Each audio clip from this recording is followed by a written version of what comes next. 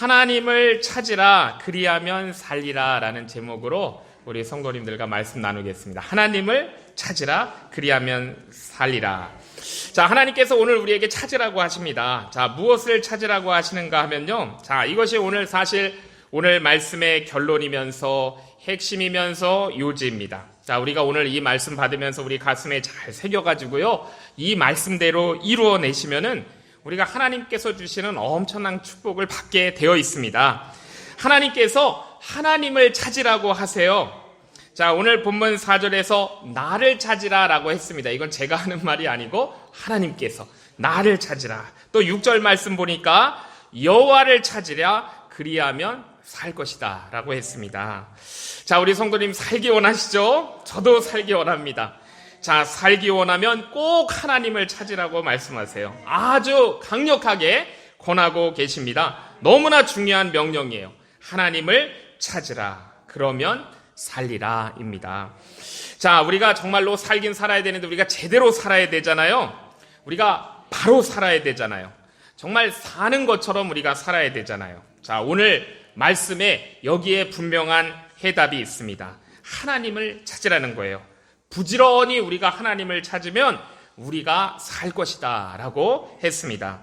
자, 지금까지 우리가 살기 위해서 무엇을 찾아왔는가? 우리가 지난 한 주간 한번 돌이켜보면서 우리가 생각해보면은요, 내가 그렇게 무엇을 열심히 찾았는가? 내가 뭘 그렇게 열심히 쫓았는가? 우리가 오늘 말씀을 통해 점검해 봐야 되겠습니다. 우리 오래된 복음성가 중에 우물가의 여인처럼 있잖아요. 자, 우물가의 여인처럼 그 모습이 사실 우리의 모습을 보여주고 있습니다. 우물가의 여인처럼 난 구했네. 헛되고 헛된 것들을. 많고 많은 사람들이 찾았었네. 헛되고 헛된 것들을. 예수님 만났던 그 사마리아 여인 이야기를 하고 있는 것이죠. 자, 왜 예수님께서요 특별히 그 사마리아 여인을 만나 주셨을까? 그거는 바로 우리 인간들의 모습을 보여주시는 것이 아닐까 하는 그런 생각이 들게 됩니다. 자, 그 여인이 정말 간절히 찾았어요. 마음속에 갈증이 있었습니다. 남자를 찾았어요. 사랑을 찾은 것이죠. 그래서 5명의 남편이 있었는데 그 남편이 다 떠나가고 지금 6번째 남자와 같이 있는데도 그도 그의 남편이 아니라고 우리 예수님이 지적을 해 주셨습니다.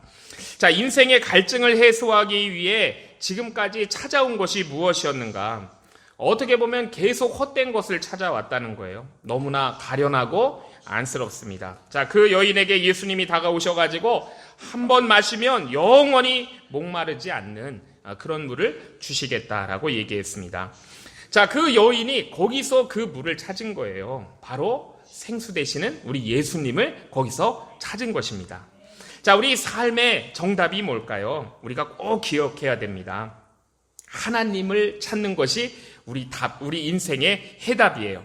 자, 우리가 무엇을 찾아야 되는가? 우리가 살기 위해서, 제대로 살기 위해서, 정말 보람된 인생을 살기 위해서, 정말 우리가 행복하고 의미 있는 삶을 살기 위해서는 하나님을 찾아야 되는 거예요.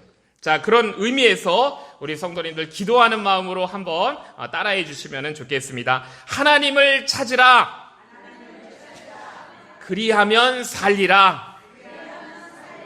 네, 그렇습니다. 우리가 하나님을 찾을 때 우리가 살 수 있는 거예요. 자, 그러면 어디서 하나님을 찾을 수 있는 것인가? 자, 우리가 하나님을 찾으려면 우리가 쉽게 생각할 수 있습니다. 하나님이 계시는 하나님의 집으로 가면 되겠죠? 우리가 하나님의 집으로 가면 하나님을 찾을 수 있습니다. 자, 이 하나님의 집이라는 이 뜻의 그 단어가 우리 구약 성경에서는 베델이에요. 베델, 하나님의 집. 자, 그러니까 우리가 하나님을 찾으려면 베델로 가야 되는 것이죠. 자, 그런데 우리가 오늘 본문을 읽으면서 우리가 문제에 직면하게 됩니다. 뭐냐 하면은 하나님을 찾으라고 하신 하나님께서 4절에서 그렇게 말씀하시고 나서 5절에 보니까 하나님이 계신 곳인 그 하나님의 집 베델에서는 찾지 말라고 말씀을 하시는 거예요.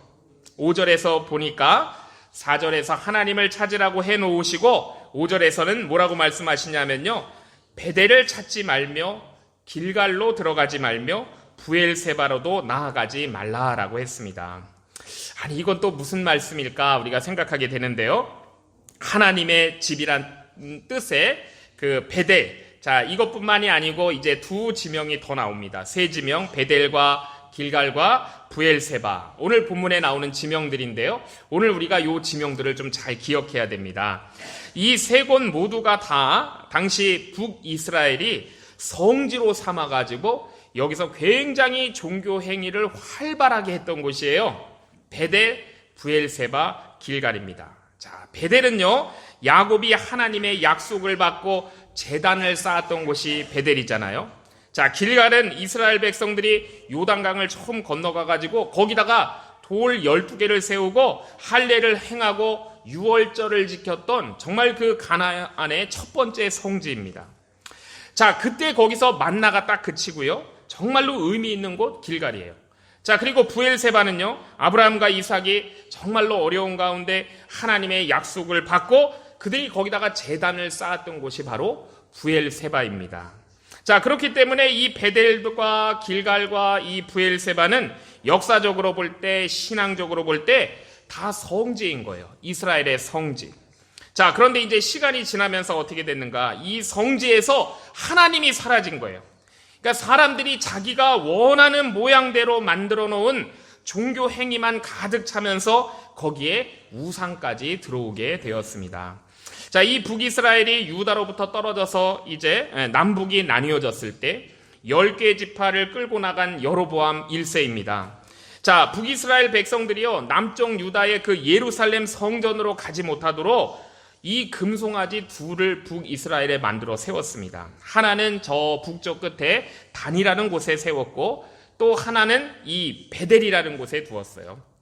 자, 그러니까 유일신 하나님을 섬기는 것이 아니라 자기들이 원하는 자기들의 종교를 만들어서 섬기고 있었다는 것이죠. 그래서 하나님이 속상해서 말씀하시는 거예요. 우리가 양이 많기 때문에 다 읽지는 못했지만 우리가 그 앞에 있는 4장의 4절에서 5절 말씀을 보면 이렇게 말씀합니다. 너희는 베델에 가서 범죄하며 길갈에 가서 죄를 더하며 아침마다 너희 희생을 3일마다 너희 11조를 드리며 누룩 넣은 것을 불살라 수은제로 드리며 낙헌제를 소리내어 광포하려무나 이스라엘 자손들아 이것이 너희의 기뻐하는 바니라. 이는 주 여호와의 말씀이니라 라고 했습니다. 자, 지금 그들이 하고 있는 것이 무엇인지를 말씀하는 거예요. 하나님을 기쁘시게 하는 것이 아니라 자기들이 하고 싶음을 위해서 자신들의 기쁨을 위해서 한다는 거예요. 그러니까 지금 하나님이 거기에 없다는 것입니다. 거기서 하나님을 진정으로 찾고 있는 것이 아니다라고 말씀하고 있는 거예요. 자, 종교 행위는 많은데 죄악으로 가득하고 하나님을 기쁘시게 하기보다는 그냥 자기들이 기뻐하는 걸로 가득 차 있는 곳, 이곳이 성지가 되었던 것이죠. 자, 하나님을 신령과 진정으로 경배하지 않았습니다. 그분께 순종하는 삶이라는 것은 없었어요. 자, 그래서 종교는 있는데 신앙은 없습니다. 예식은 있고 형식은 있지만 하나님을 향한 그리고 이웃을 향한 사랑이 없다는 거예요. 자, 그래서 오늘 우리가 다 읽지 못했지만 우리 5장에서 또 14절, 15절부터는 이렇게 말씀하십니다. 너희는 살기 위하여 선을 구하고 악을 구하지 말지어다. 너희는 악을 미워하고 선을 사랑하며 성문에서 공의를 세울지어다. 만군의 하나님 여호와께서 혹시 요셉의 남은 자를 긍휼히 여기시리라 라고 했어요. 악을 구하지 말고 선을 구하면 하나님께서 은혜 주실 것이다 라는 말씀이에요. 자, 이 아모스 때의 이스라엘, 그들이 하나님의 집인 베델과 길갈과 이 브엘세바를 열심히 찾았지만은 정작 그들은 하나님을 찾지 않았다는 거예요. 자, 그래서 정말로 역설적으로 들리는 이런 말씀을 하시는 것입니다. 하나님의 집만 찾지 말고 하나님을 찾으라라고 말씀하시는 거예요. 자, 오늘 본문에 이스라엘의 성지 세 군데 제가 말씀드렸잖아요. 세 군데 베델과 길갈과 브엘세바입니다. 자, 그러면 어떻게 이 세 성지 베델, 길갈, 브엘세바가 하나님을 찾는 성지가 되었는가를 우리가 그 역사적으로 알아봐야 돼요. 자, 우리가 짧은 시간 말씀을 전하지만 우리가 한번 이번 시간에는 성지 순례를 한번 떠나보도록 하겠습니다. 자, 베델, 길갈, 브엘세바를 우리가 성지가 된 역사적 순서에 따라서 한번 우리 성도님들께 한번 보여드릴게요. 자, 첫 번째는 가장 먼저 역사적으로 성지가 된 곳이 브엘세바입니다. 베델이 더 유명하지만 사실 브엘세바가 먼저예요. 우리 성경을 읽으시면서 성도님들은 브엘세바가 익숙한 단어일 것입니다. 왜냐하면 우리가 이스라엘 전체를 가리킬 때 흔히 쓰는 말이 단에서부터 브엘세바까지예요. 성경에 여러 번 나오는 말입니다. 단에서부터 브엘세바. 자, 단은 저 북쪽 끝이에요. 사실 그 단을 넘어서 북쪽에 이스라엘 영토가 더 있지만 단이 굉장히 상징적인 장소이기 때문입니다. 그리고 남쪽엔 브엘세바가 있고 브엘세바 더 밑으로 내려가서 이스라엘 땅이 있어요. 네게부 남방이라고 부릅니다. 그러나 브엘세바가 갖는 의미 때문에 남쪽 끝을 브엘세바다라고 얘기하는 거예요. 자, 이게 뭐랑 비슷한가 하면요, 우리 한국 사람들은 잘 이해할 수 있습니다. 우리 한반도를 이해할 때요, 우리가 한반도를 이야기할 때 우리가 이런 표현을 써요. 백두에서 한라까지. 백두에서 한라까지라고 쓰잖아요. 그 백두 위에 더 한반도가 있지만 그 백두가, 이 백두산이 굉장히 의미 있는 곳이기 때문에 우리가 그 표현을 쓰는 것이고, 남쪽에 한라가 있죠. 제주도에 한라가 있는데 사실 마라도가 더 남단입니다. 그렇지만 우리가 한반도 전체를 가리킬 때는 백두에서 한라까지, 한라에서 백두까지라는 표현을 쓰는 것이죠. 똑같은 거예요. 단에서 브엘세바까지라고 할 때, 자, 그 뜻이 그런 것입니다. 자, 그런데 이 브엘세바의 뜻은 뭐냐면요, 우리 창세기 새벽마다 우리 말씀 같이 나누신 분들은 알겠지만 7 우물이란 뜻이에요. 맹세의 우물이란 뜻입니다. 우리가 창세기 21장 그 이후의 말씀을 보면 아브라함과 아비멜렉이 서약을 맺으면서 거기서 암양 7마리를 잡았습니다. 즉 이 7 암양으로 아브라함이 여기서 7개의 우물을 팠다는 증표로 삼은 곳이에요. 자, 그래서 그 지역의 이름이 브엘세바 7 우물이 되었습니다. 자, 이 브엘세바가 어떤 곳인가 하면요, 아브라함이 이제 가나안 땅에 와가지고 살 때 하나님께서 가라고 명하셔서 오기는 했지만 아브라함을 누가 환대하겠어요? 누가 좋아하겠어요? 자, 그런데 이 아브라함이 하나님이 복 주셔서 재산도 늘어가고 사람들도 막 늘어나니까 이제 주변에 있는 가나안 사람들이 아브라함을 경계하며 그 경계의 눈빛으로 바라봅니다. 그들과 사이가 좋을 수가 없는 것이죠. 자, 그때 이 그랄의 왕이었던 아비멜렉과 아브라함 사이에 분쟁이 일어났어요. 이 아비멜렉의 종들이 아브라함이 판 우물을 자꾸 강탈하는 일이 있을 정도로 사실은 서로 눈치를 보면서 상대방을 불편하게 느끼는 바로 그런 사이, 이게 아브라함과 아비멜렉의 그런 관계였고 사이였습니다. 자, 그래서 아비멜렉이 아브라함에게 와가지고 이제 놀라운 말을 해요. 우리가 창세기 21장 22절에 보면 내가 무슨 일을 하든지 하나님이 너와 함께 계시도다. 그래서 내가 너를 건드리지 않겠다. 우리 서로 침략하지 않기로, 건드리지 않기로 언약을 맺자라고 합니다. 사실 이게 굉장히 놀라운 일이에요. 아브라함이 뭐 별로 볼 거 없습니다. 자, 그런데 그런 아브라함에게 보이지 않는 힘이, 자, 그와 편하지 않은 관계에 있는 아비멜렉의 눈에 보이는 것이죠. 자, 그래서 그 아비멜렉이 이런 고백을 한 거예요. 내가 무슨 일을 하든지 하나님이 너와 함께 계시는구나 라고 고백을 한 것입니다. 자, 아브라함이 이 말을 들었을 때 아브라함이 기억하는 것이 있습니다. 아브라함이 하나님을 찾은 것이 아니에요. 자, 먼저 하나님께서 아브라함을 찾아오신 것이죠. 그래서 그가 본토 친척 아비집을 떠나서 지시하는 땅으로, 이곳으로 오게 된 거잖아요. 하나님께서 그러면서 약속하셨습니다. 내가 복이 될지어다. 내가 지시하는 땅으로 가라. 자, 그러면서 이런 말씀을 하나님께서 하셨어요. 너를 축복하는 자에게 내가 복을 내리고 너를 저주하는 자에게 내가 저주하리니 땅의 모든 족속이 너로 말미암아 복을 받을 것이다 라고 하나님이 약속하셨습니다. 자, 사실 아브라함뿐만이 아니라 우리도 별 볼 일 없잖아요. 자, 그런데 우리가 어떻게 살고 있나요? 아브라함에게 있던 그 믿음을 본받아서 사는 우리들이에요. 자, 그리고 그런 사람들에게 하나님께서 이런 은혜를 주신다는 것입니다. 누가 나를 축복하면 나를 축복한 그 사람이 복을 받는 거예요.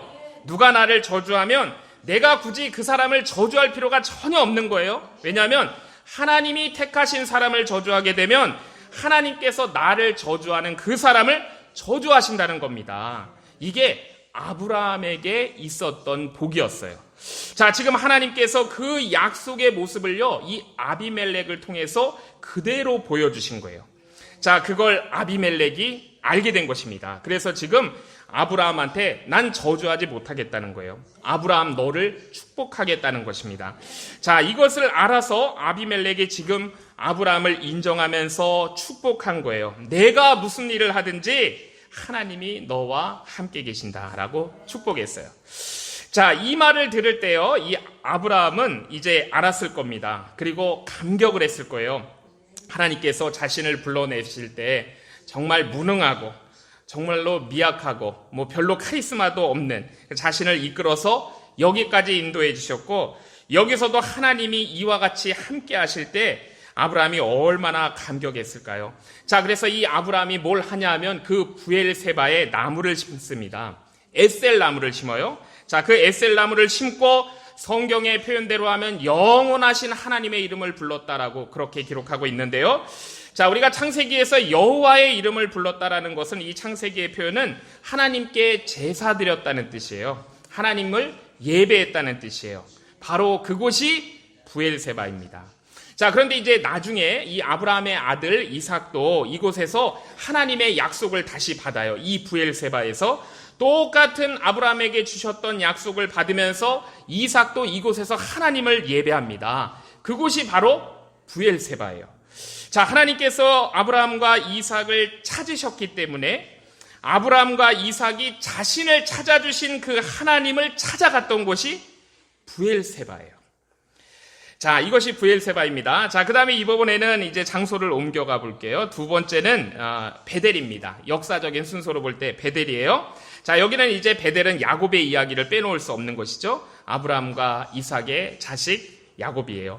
자, 이 베델, 말씀드렸지만 이 베델은 하나님의 집이라는 뜻입니다.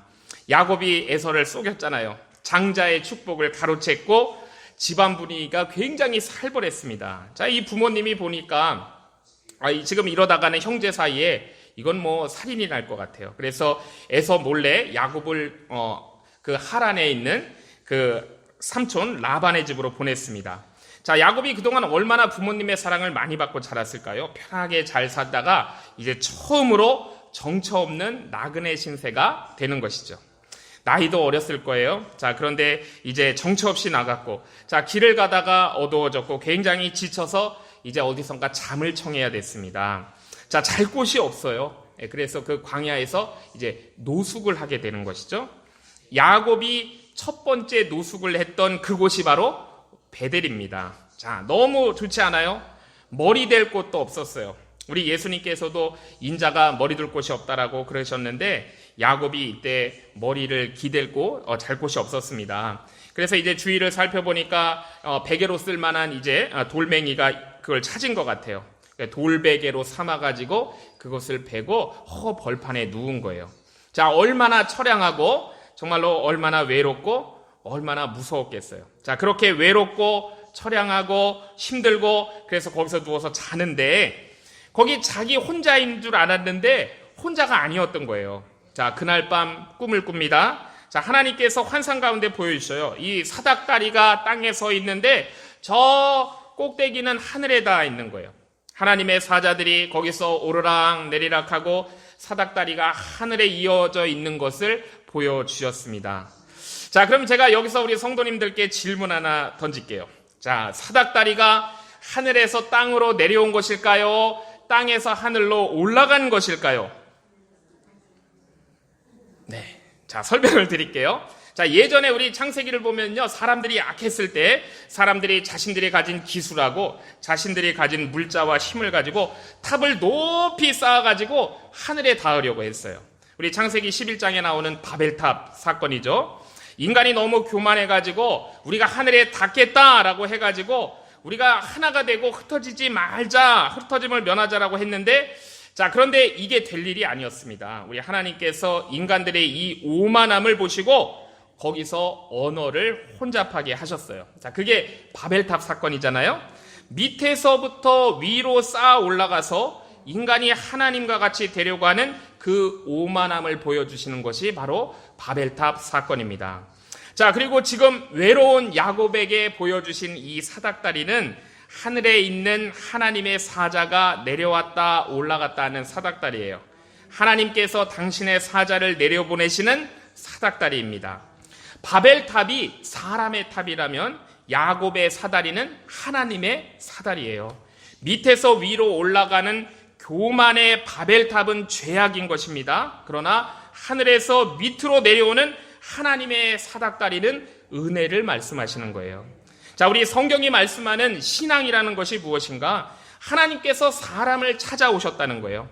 자, 이것이 우리 기독교가 다른 종교들과 근본적으로 다른 점입니다. 에이, 종교 다 똑같지? 이렇게 얘기하는 사람들이 있지만 그렇지 않아요. 자, 우리가 보면은요, 잘 보면 구조 자체가 근본적으로 다른 것입니다. 자, 사람이 자기 힘으로 하나님께 닿으려고 하는 그 모든 시스템들이 다 일반적인 종교들인 거예요. 자, 그런 의미에서 모든 이 종교들은 돌을 닦죠. 자기 수양을 하죠. 그래서 하나님께 닿으려고 하는 것은 사실 그들 안에 깊은 영적인 교만이 있는 것입니다. 내 힘으로 되는 게 아니에요. 그래서 우리 예수 그리스도의 신앙 아닌 다른 모든 종교가 근본적으로 우리 기독교 신앙과는 방향부터가 다른 거예요. 모든 종교는 사람이 하나님께 닿으려고 찾아 나서는 거예요. 그러나 기독교는 야곱의 사닥다리 종교입니다. 사람이 올라가기 위해서 탑을 쌓은 것이 아니라 하나님께서 내려오셔서 우리와 동행하여 우리를 끌어올리시기 위해서 사닥다리를 내리신 거예요. 하나님께서 사람을 찾아오신 것이 우리 기독교이고요. 사람이 자기 방법으로 하나님을 찾으려고 하는 것은 다른 종교들입니다. 자, 그리고서는 하나님께서 그 사닥다리 위에서 야곱에게 말씀을 하세요. 나는 여호와로다. 아브라함의 하나님이요 이삭의 하나님이다. 내가 너와 함께 있어. 내가 어디로 가든지 너를 지키며 너를 이끌어 이 땅에 다시 돌아오게 하리라. 내게 허락한 것을 다 이루기까지 너를 떠나지 아니하리라 라고 하나님이 말씀을 하셨어요. 자, 그런데 이것은 야곱에게 주시는 말씀이 아니에요. 우리에게도 동일하게 주시는 말씀입니다. 자, 그래서 야곱이 잠에서 깨어나가지고요, 아주 중요한 고백을 하나님 앞에 합니다. 창세기 28장을 보면 야곱이 잠에서 깨어 이르되 여호와께서 과연 여기 계시거늘 내가 알지 못하였도다. 여호와께서 과연 여기 계시거늘 내가 알지 못하였도다라고 고백을 합니다. 자, 우리 인생이 그런 것 같습니다. 우리가 종종 잘 알지 못하는 것 같아요. 하나님이 나와 함께 하시는데도 우리가 잘 알지 못해요. 자, 그래서 혼자 처량해하고 우리가 혼자 슬퍼하고 우리가 혼자 아파하는 거죠. 자, 야곱이 그 꿈에서 깨어난 뒤에 자, 이걸 깨닫고 고백한 거예요. 하나님이 여기 나와 함께 계셨는데 내가 알지 못했구나. 자, 그러면서 두렵도다 이곳이요 하면서 이름을 지었습니다. 여기가 바로 하나님의 집이로다 하면서 이름을 지었어요. 아무도 없는 이 돌베개 베고 자던 그곳이 하나님이 집이구나. 그래서 거기가 베델이 된 거예요. 자, 하나님께서 하늘문을 여시고 먼저 야곱을 찾아오셨습니다. 야곱이 거기서 자기를 찾으신 그 하나님을 다시 찾으면서 거기다가 단을 쌓고 예배를 드렸어요. 이게 베델이에요. 자, 그래서 이게 성지가 된 곳입니다. 그런데 지금 이 북이스라엘 시대에 여기 베델이 이상하게 된 거예요.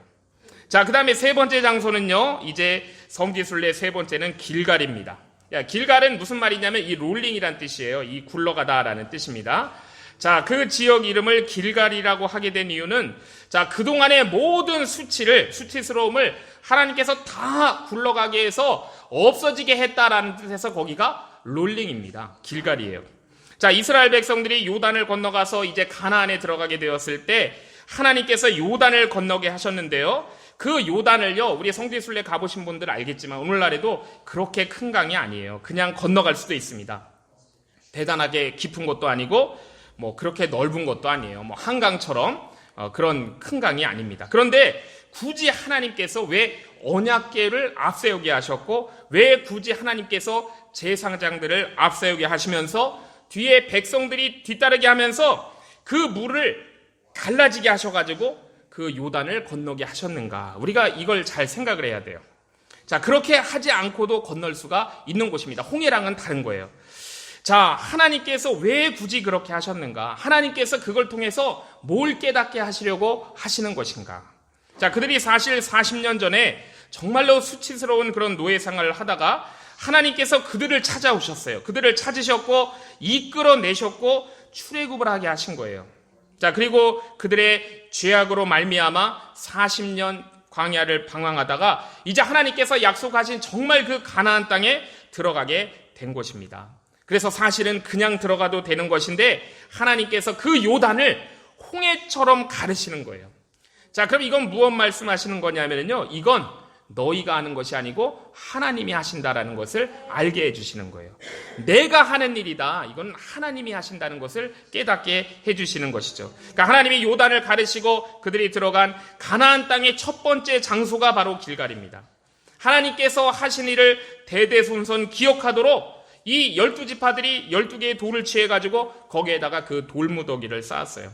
그러니까 장차 후손들이 아버지, 할아버지 이게 뭐예요? 하고 이렇게 물으면 이렇게 대답하도록 했어요. 땅의 모든 백성들에게 여호와의 손이 강하신 것을 알게 하며 너희가 너희 하나님 여호와를 항상 경외하게 하려고 이거를 쌓았다라고 가르치라고 했습니다. 자, 거기서 12개의 돌을 쌓고 그들이 하나님을 경배했어요. 자, 그리고 그동안 광야 생활하면서 하지 못했던 할례를 거기서 다 거행하고요. 전쟁을 해야 되는데 그들이 할례를 다 했습니다. 그래서 우리가 이런 어떤 합리성 차원에서 보면은 너무나 어리석은 짓을 그들이 거기서 한 거예요. 자, 그러나 그들이 거기서 이제 진정으로 하나님의 백성이 된 것입니다. 거기서 그동안 지키지 못했던 유월절을 그들이 거기서 다 지켰어요. 그때 하나님께서 그들에게 말씀을 주셨습니다. 내가 오늘 애굽의 수치를 너희에게서 떠나가게 하였다라고 하나님 말씀을 주셨어요. 그곳이 바로 길갈입니다. 그때부터 이제 만나가 또 그친 거예요. 자, 이때까지 사실 분유 먹고 산 것입니다. 그 만나가 분유예요. 자, 이제 젖 끊어진 거예요. 자, 만나가 그치고 이제 그때부터는 그 땅에서 나는 소산을 먹기 시작한 곳이 바로 길갈입니다.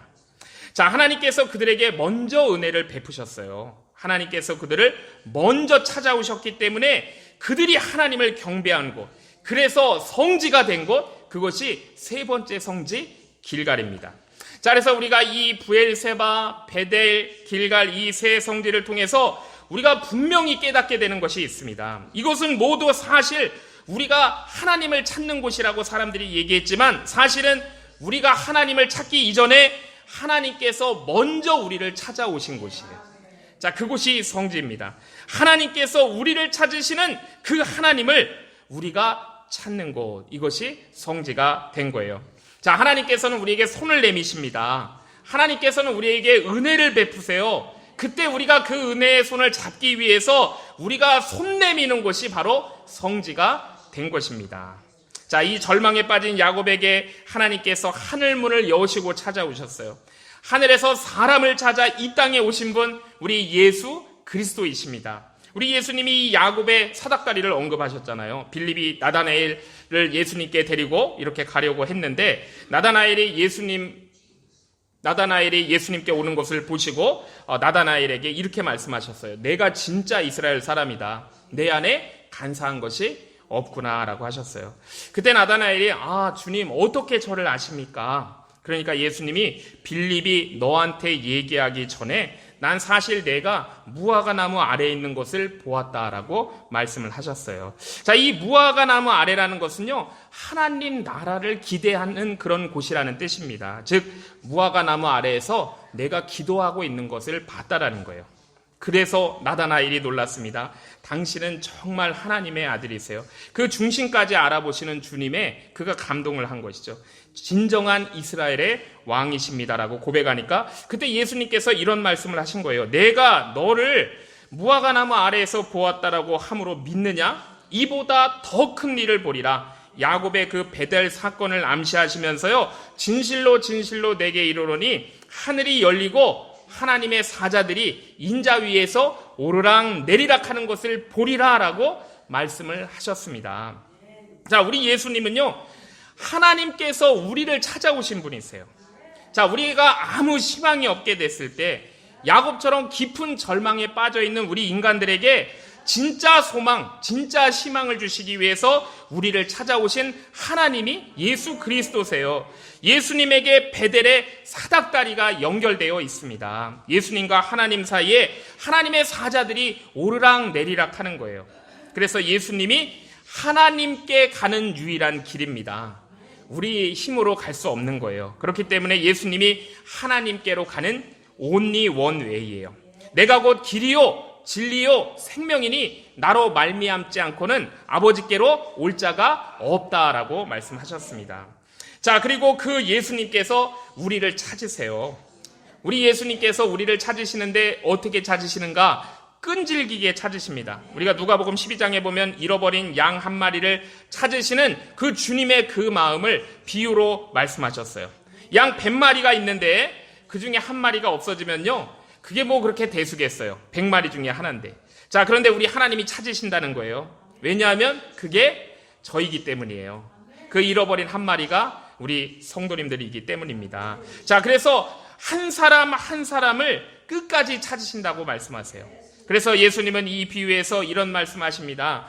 그 잃은 것을 찾아내기까지 찾아다니지 아니하겠느냐라고 아주 중요한 말씀을 우리에게 주세요. 찾으시는 하나님이세요. 찾으시는 예수님이세요. 그리고 그것을 찾고 난 뒤에는 춤을 추면서 잔치를 하신다고 말씀하세요. 자, 하나님께서 우리를 찾으십니다. 그렇기 때문에 너희는 나를 찾으라라고 말씀하시는 거예요. 지치고 외로운 나그네 길에 정말 의지할 곳 없이 돌베개 삼아서 노숙하시듯이 누워 자는 우리들에게 하나님께서 예수님의 십자가를 통해서 강림하신 거예요. 그 지친 영혼들에게 다정하게 다가오셔가지고 나를 찾으라라고 권하시고 계십니다. 수고하고 무거운 짐진 자들아 다 내게로 오라. 내가 너희를 쉬게 하리라 라고 말씀하세요. 자, 우리 성도님들, 어려운 일 아니에요. 이거 뭐 공부 많이 해야 되는 일도 아니에요. 오늘 말씀을 우리가 잘 들어가지고 우리 삶의 답이 여기 있다는 걸 깨달으면 되는 거예요. 하나님을 찾으라. 그리하면 살리라예요. 자, 주님이 여기서 이렇게 말씀하시는 거예요. 나를 찾으라. 그러면 살리라. 사실은 하나님께서 우리를 찾으시기 때문에 하나님을 찾으라고 말씀을 하시는 거예요. 자, 우리 성도님들 벌써 10월 5일입니다. 제가 3월 27일 날 온 것 같은데요. 10월 5일이에요. 이제 한 분기, 올해도 3개월 남았습니다. 자, 3달밖에 남지 않았어요. 2025년이. 자, 우리가 인생의 답을 2025년 가기 전에 찾아야 되잖아요. 자, 우리가 인생의 답을 어떻게 찾아야 되는가? 하나님을 찾아야 되는 거예요. 나의 생전에 여호와를 찬양하며 나의 평생에 내 하나님을 찬송하리로다. 귀인들을 의지하지 말며 도울 힘이 없는 인생도 의지하지 말지니 그의 호흡이 끊어지면 흙으로 돌아가서 그날에 그의 생각이 소멸하리로다. 야곱의 하나님을 자기의 도움으로 삼으며 여호와 자기 하나님에게 자기의 소망을 두는 자는 복이 있도다. 우리 시편 146편에 말씀하세요. 자, 그래서 우리에게 말씀하시는 거예요. 나를 찾으라. 그리하면 너희가 살리라 라고 하시는 거예요. 나를 찾아오신 그 하나님을 우리가 정말로 열심히 찾아야 하겠습니다.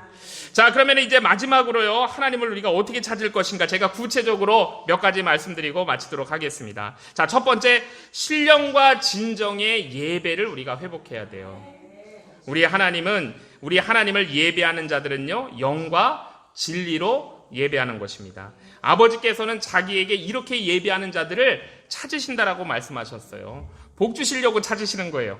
하나님의 임재가 있는 우리 함께 모여드리는 우리가 공예배, 이걸 우리가 잘 회복해야 되고요. 또 내 삶의 현장에서 우리를 두신 곳에서 드리는 우리가 개인 예배, 경건생활, 큐티 같은 것들을 우리가 다 회복해야 돼요.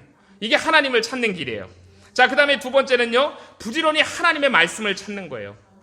그래서 말씀의 사람이 되셔야 됩니다. 하나님의 말씀은 살아있는 말씀이에요. 굉장한 능력과 파워가 있습니다. 말씀에 우리가 붙잡힌 바 되면은요, 그 말씀이 우리에게 하실 일을 다 하시는 거예요. 하나님의 말씀을 열심히 읽고 묵상하는 것, 이것이 하나님을 찾는 거예요. 그 다음에 세 번째는요, 어떻게 하나님을 찾는가? 하나님께 나아가서 하나님과 하나님의 나라를 위해서 기도하는 것이 하나님을 찾는 거예요. 구하라 그리하면 너희에게 주실 것이요 찾으라 그리하면 찾아낼 것이요 문을 두드리라 그리하면 너희에게 열릴 것이니 구하는 이마다 받을 것이요 찾는 이는 찾을 것이요 두드리는 이에게 열릴 것이니라 너희가 나를 찾으면 살리라 라고 오늘 말씀하시는 거예요. 자, 그리고 마지막 네 번째는요, 우리 아모스 5장 15절에 보면 악을 미워하고 선을 사랑하는 것이 하나님을 찾는 것이다 라고 말씀하세요. 악을 미워하고 선을 사랑하는 것, 섬김과 사랑으로 하나님을 찾으라는 거예요. 선을 구하고 악을 버리라는 겁니다. 그러면 살 것이다, 은혜를 받을 것이다 라고 말씀하셨어요. 자, 저는 잘 살기를 원해요. 우리 성도님들도 그러시죠?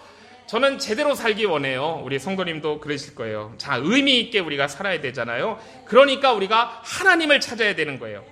예배와 말씀과 그 다음에 기도와 사랑과 섬김. 자, 그렇게 하나님을 우리가 잘 찾아가지고요, 정말로 제대로 살고 잘 사는 저와 주의 성도님들 되시기를 주님의 이름으로 축복합니다. 우리 찬송가 404장 우리 3절만 주님 앞에 올려드리겠습니다. 찬송가 404장 3절입니다.